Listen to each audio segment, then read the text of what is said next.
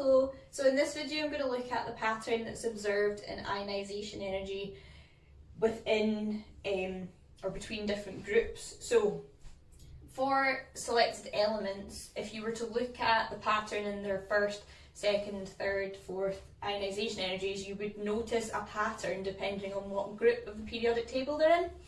So I've picked sodium, magnesium and aluminium here as an example, and there is a lot going on this board, but hopefully once I've talked through it it'll make a bit more sense. So here we've got the first ionisation energies for those three elements. So that's, remember, the energy you need to remove 1 mole of electrons from 1 mole of atoms in the gaseous state. And generally the pattern we see in ionisation energy going across the period is that it increases because of an increasing nuclear charge. So because the charge in the nucleus is getting stronger and increasingly more positive as you go across the period, then that causes a greater attraction for the outer electrons that you're trying to remove. So therefore you need more energy to remove them. Now, sodium, magnesium and aluminium are all in the same period, but I've just written them down this way just for the basis of the way the board's laid out, so don't let that confuse you. They're not in a group, they're in the same period.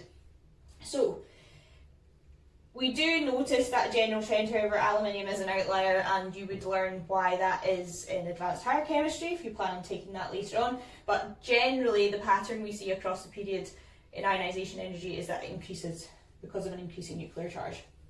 So if we then look at the pattern between the ionisation energies, we go from the first, the second to the third. So once sodium's undergone its first ionisation, it then becomes a positive sodium ion, so its electron arrangement is now 2,8.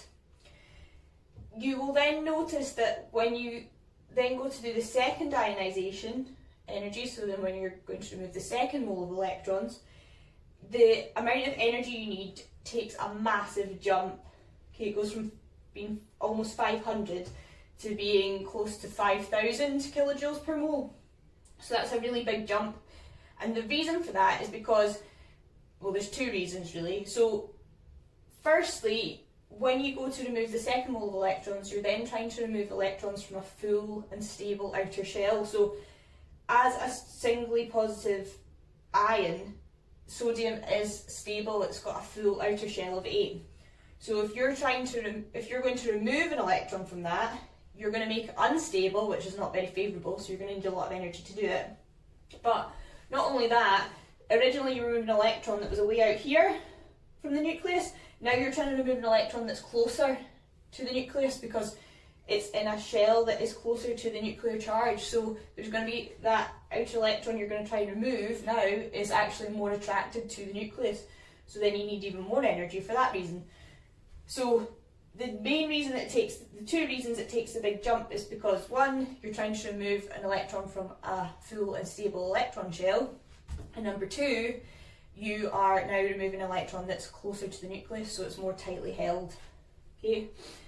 Then if we go on to the third ionisation energy of sodium, you'll see there's still a jump because you're still trying to remove successive electrons. However, it's not as big. Okay, so for group 1, you should see, so for any of the group 1 elements, if you had to look at the data booklet, you should see that the large jump happens on the second ionisation energy because it's after you move the first one that you then have the full outer shell, so any electron after that is going to take a massive amount of energy to remove. If we then look at magnesium, the same thing, so it's going to the electron arrangement of 281. Okay, so that's not a stable electron arrangement still. And then the jump that takes is not too much, it's only really doubling, whereas up here it was like multiplying by 10, almost. But then for magnesium, when it goes to undergo the third ionisation, you're now trying to remove an electron from a stable electron arrangement that's full, because this is 2,8. And it's also now coming from a shell that's closer to the nucleus, so the electrons are going to be more tightly held, which is why it jumps from 1,451 all the way up to 7,733. So for elements in group 2, not just magnesium, all the elements in group 2, the third ionisation energy is much, much higher than the second, because when you get to removing the third mole of electrons, you're trying to remove electrons from a full and stable electron arrangement, and you're now removing electrons that are closer to the nucleus, so they're more tightly held. Okay? So then if we look at the last example, pure aluminium, and I would have potentially had the fourth one here, but I've run out of room. So you can see it's taking fairly gradual steps up in ionisation energy. Because aluminium, once it gets to Al3 positive, so after it's undergone the third ionisation, it's now got a stable electron arrangement. So if you were to look in the data booklet at the value of the fourth ionisation energy for aluminium, it should take a massive jump from the third, because it's when you're trying to do the fourth ionisation that you then end up trying to remove electrons from a stable electron arrangement and a shell that's now closer to the nucleus, so the electrons are more tightly held. Okay, so when you are trying to explain the pattern observed in ionisation energies for a particular element, you are looking to really think about, are you removing an electron from a full outer shell? Because if you are, then that takes a lot more energy. And is that electron closer to the nucleus than the one you previously removed was? Because it's closer, it's going to be experiencing a greater nuclear charge, and so it's going to be more attracted to the nucleus, so it'll be more tightly held.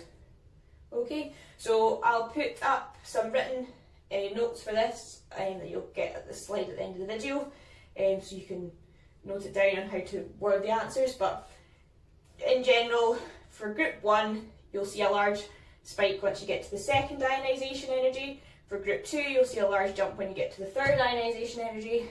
For group 3, you'll see a large jump when you get to the fourth ionisation energy, and so on for the rest of the groups.